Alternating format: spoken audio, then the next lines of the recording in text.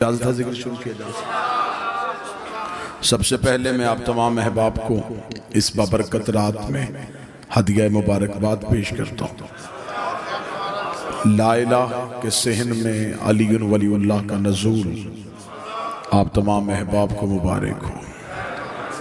इंतहाई खुश नसीब होते हैं वो मानने वाले जो अपने रहबरों का जश्न खुल के मना सकते हैं।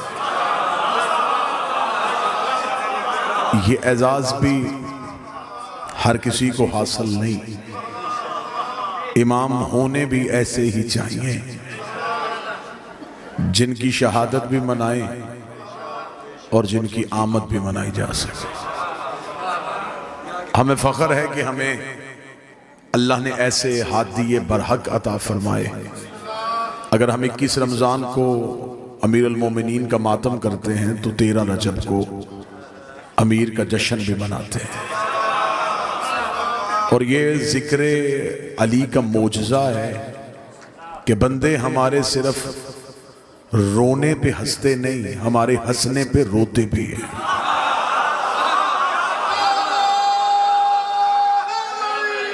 यार लोगों को जब हम रोते हैं तो फिर लोगों को खुशी महसूस होती है, और लेकिन किबला जब हम खुश होते हैं तब लोग गमगीन हो जाते हैं।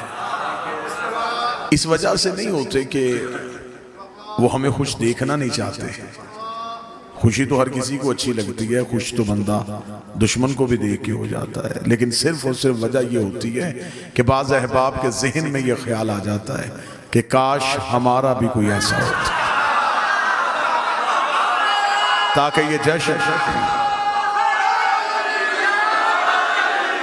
ये जश्न हम भी मना सकते, ये खुशियां हम भी मना सकते, ये चरागा हम भी कर सकते, ये लाइटें हम भी जला लेते।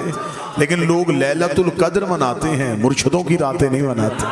लोग कुरान के आने की रातें मनाते हैं। बाज़ अहबाब को ये भी तकलीफ होती है, वो कहते हैं मिलाद का तो तसव्वुर ही नहीं है, मिलाद तो मनाने नहीं चाहिए। ये शिया कहाँ से मिलाद ले आते हैं, कभी नबी का मिलाद है, कभी अली का मिलाद है। जो बंदे सारा साल हमारे मिलाद पे एतराज़ करते हैं, रजब के बाद शबान, शबान के बाद रमज़ान, रमज़ान की आखिरी रातों में एक रात, उस रात पे जिसने सारी जिंदगी एतराज़ करना है उसने भी मस्जिद में लाइटें भी जलानी है, चरागा भी करना है। उससे पूछोगे आज चरागा क्यों है, वो कहेगा जी आज कुरान के आने की रात है, आज कुरान के आने की रात है। फिर तेरे पास सोचने का वक्त ही नहीं कि कुरान के आने की रात मनाई जा सकती है, और जिस घर पे कुरान आया हो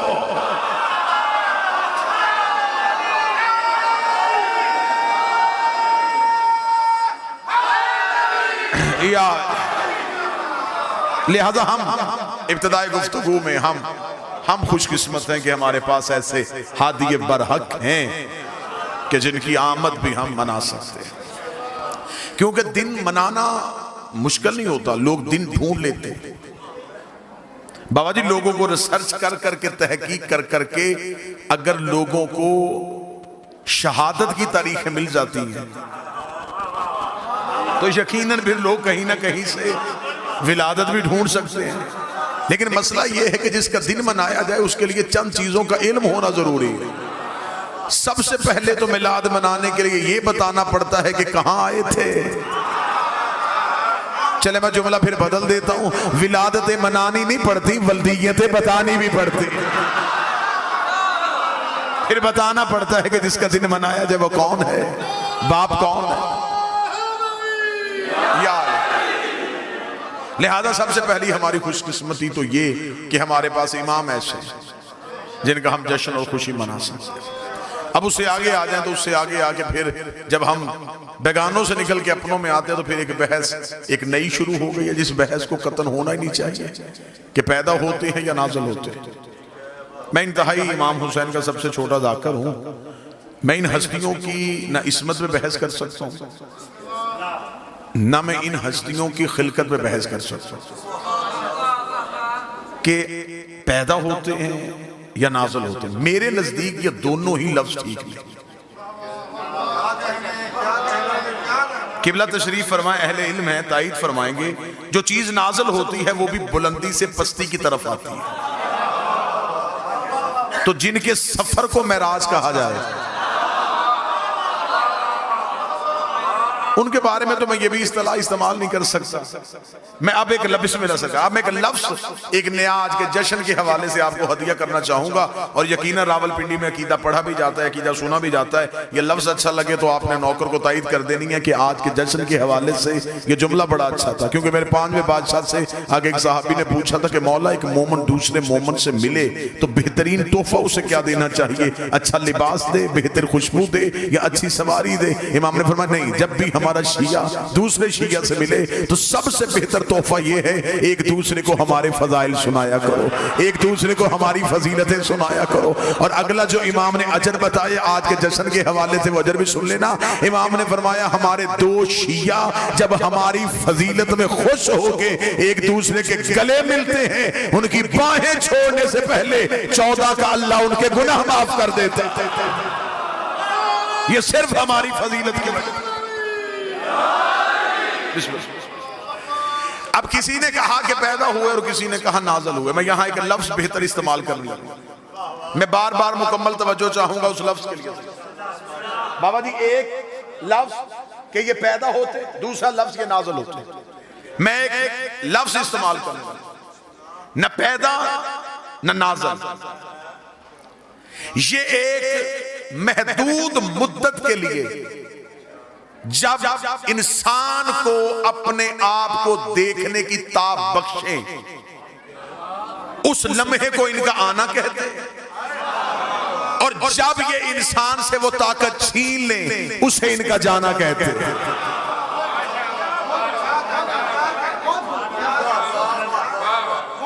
ये मौजूद थे, मौजूद हैं और मौजूद रहे। थोड़ी देर के लिए जो इनका मुद्दत इनकी ज़ाहरी हयात तैयबा का तय्युन किया जाता है, तब इन्होंने जमाने को ये इजाजत बख्शी थी कि जमाना इन्हें देख सके। ये जमाने से पहले हैं, ये जमाने के बाद नहीं। ये जमाने के बाद होते तो ये इमाम जमाना ना होते। ये जमाने से पहले हैं, ये जमाने के बाद नहीं। अब आपके सामने मैंने इस बादशाह की इज्जत और मिदत बयान करने के लिए, क्योंकि हमारे लिए सबसे बड़ी खुशकिस्मती है कि हम फख्र के साथ कह सकते हैं कि हमारे अली काबा में आए। और ये भी एजाज किसी के पास नहीं है, ये भी फख्र किसी के पास नहीं है। और लोगों ने रवायतें मिटाने की कोशिश की है। लोग रवायतों को तो ज़ईफ कह सकते हैं या किताबें बदल सकते हैं, लेकिन किताबें मिट सकती हैं। काबे की दीवार से वो निशान तो आज भी नहीं मिटा। काबे की दीवार में वो निशान आज भी मौजूद है। और रावलपिंडी और इस्लामाबाद का मजमा आप क्या समझते हैं कि सऊदी अरब की हुकूमत हो और वो निशान बर्दाश्त कर रही हो? ये बातें और रिकॉर्ड हैं कि दुनिया भर की यूनिवर्सिटी से बेहतरीन केमिकल्स मंगवा के और बेहतरीन इंजीनियर्स बुलवा के उस दीवार के निशान को मिटाने का कहा था कि जितने डॉलर खर्च हो जाए, जितने रियाल खर्च हो जाए, किसी तरीके से ये दीवार का निशान मिट जाना चाहिए। उन इंजीनियर्स ने अपने अपने केमिकल्स लगाए, चले गए, सुबह पलट के वापस आए तो दीवार में निशान वैसे मौजूद था, दीवार में दरार वैसे मौजूद थी। अंग्रेज घबरा गए। अंग्रेज ने घबरा के कहा हमें इस निशान को मिटाने का न कहो, हमें इस निशान की हिस्ट्री बताओ। ये निशान पड़ा कब था, ये निशान पड़ा कैसे था? उस वक्त सऊदी हुकूमत बताने में मजबूर हो गई कि सदियों पहले अबू तालिब के सहन से एक बीबी निकल के काबे के दीवार के करीब आई थी और दीवार ने फट के रास्ता दे दिया था। अंग्रेज के कह के वापस चला गया। जिन्हें रास्ते खुदा देता हो, बंदे वापस नहीं ले।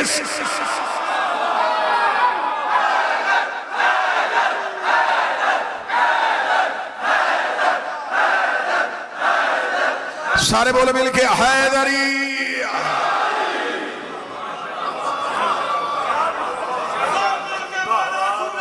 बिस्मिल्लाह।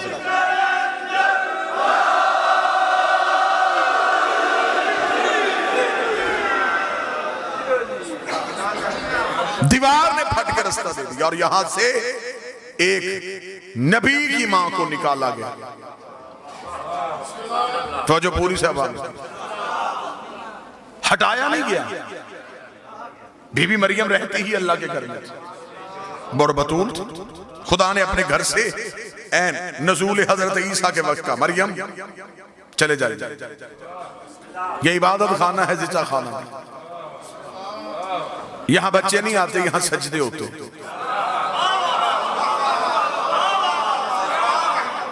उस बीबी के पास अपना घर भी नहीं था और उस बीबी को सहारे की जरूरत थी और अल्लाह दे भी बगैर शौहर के बेटा रहा था। शराइत सारी पूरी थी फिर भी निकाल दिया। अब मुझे दुख होगा जो बंदा जश्न सुनने आया और अगली सतर पे ना बोले अली की मां आई नहीं थी, बुलाई गई। वहां घर भी कोई नहीं, यहां हवेली भी है। वहां बगैर शौहर के, यहां ऐसी शर्त भी कोई नहीं। तो मेरे मालिक उसे ऐन वक्ते नजूल ईसा के वक्त निकाल दिया, इसे ऐन नजूल अमीर के वक्त बुला लिया।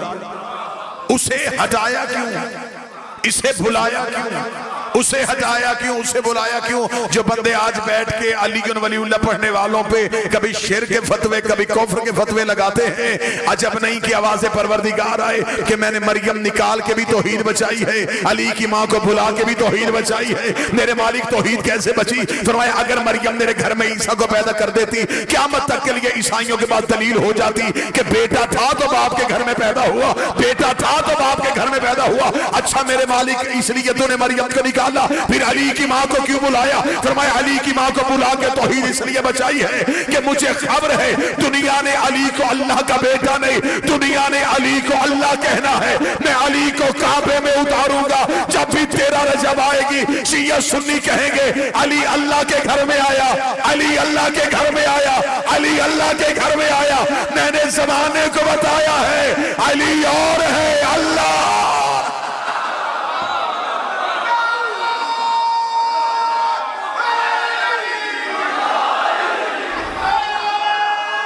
बिस्मिल्लाह से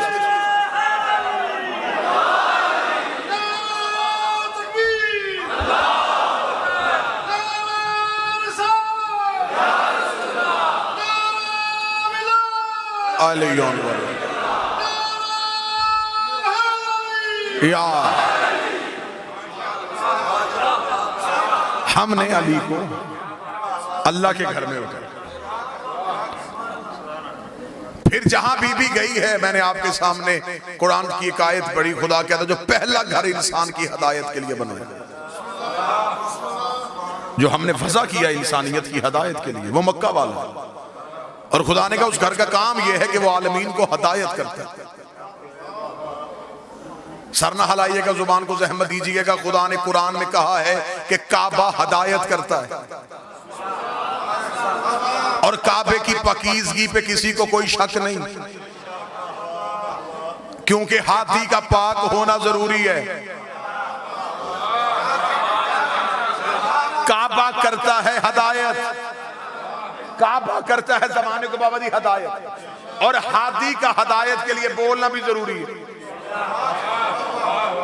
खुदा कुरान में कहता है कि काबा हदायत करता है। जश्न का माहौल है, मुस्कुराया भी जाए तो इबादत है।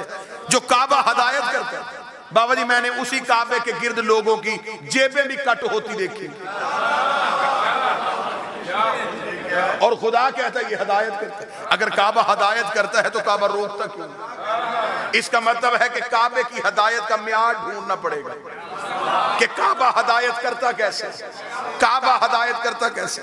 बाज दफा होते हैं बुजुर्ग ने बच्चे का हाथ पकड़ा होता है, गली में जाते जाते सामने वाली बिल्डिंग की तरफ इशारा करके, बेटा ये सामने स्कूल है ना, मैं यहां से पढ़ा था।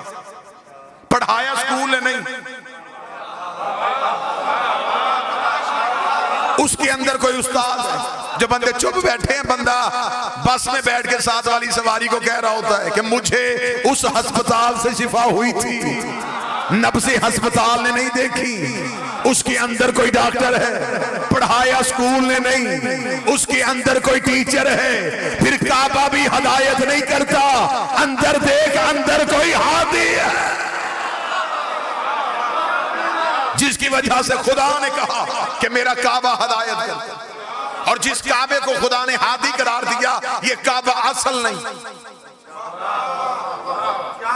मैं अहले इल्म हजरात की मौजूदगी में जुमला कहूं, जिस बैतुल्लाह की तरफ मुंह करके सजदा किया जाता है, ये काबा असल नहीं। ये है बैतुल मामूर की शबी, ये है जमीन का मरकज, वो है आसमान का मरकज। ये काबा उस काबे की शबी है। लोग असल को सजदा नहीं करते,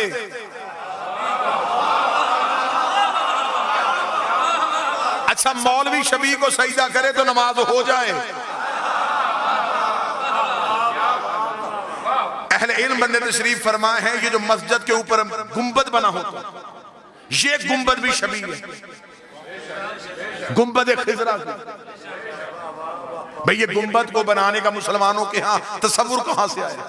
इन्होंने रसूल के रोजे पे गुंबद देखा, उसी गुंबद को मस्जिद के ऊपर बनाया, उस मीनार की शबी मस्जिद में रखी, फिर उसी मस्जिद के अंदर एक मिंबर रखा।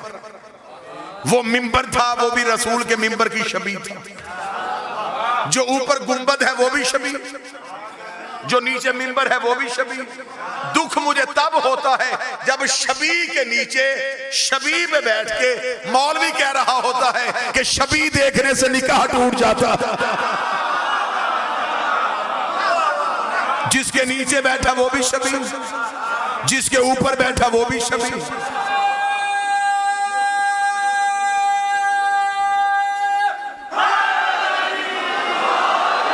ये काबा उस काबे की शबी, वो है बैतुल मामूर, ये है बैतुल्लाह, ये है मट्टी का घर, ईंटों का घर, वो है नूर का घर। ये बैतुल्लाह उसे देख के बनाया गया। और हजरत इब्राहिम ने खाना काबा बनाया नहीं, खाना काबा की दीवारों को बुलंद किया था। काबा पहले से मौजूद था। ये काबा उस काबे की शबी, यहां इनके जिस्म आए, वहां इनके नूर थे। यहां जिस्म आए तो जिस्मों ने तवाफ किया, वहां नूर थे तो नूरों ने तवाफ किया। वो बैतुल मामूर भी असल नहीं, उसके ऊपर भी एक काबा है जिसे अर्श रहमान कहते हैं।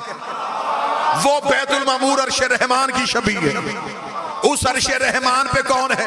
जबरील तो सिदरतुल मुंतहा पे रुक गया था। वहां आले मोहम्मद फरमाते या वो रहता है या हम रहते हैं। वहां हमने उसके नूर का तवाफ किया था। बैतुल मामूर में उसने हमारे नूरों का तवाफ करवाया, बैतुल्लाह में हमारे जिस्मों का तवाफ हुआ। अब मुझे नहीं पता कि इधर छलक जाए तो मैं माफी चाहता हूँ।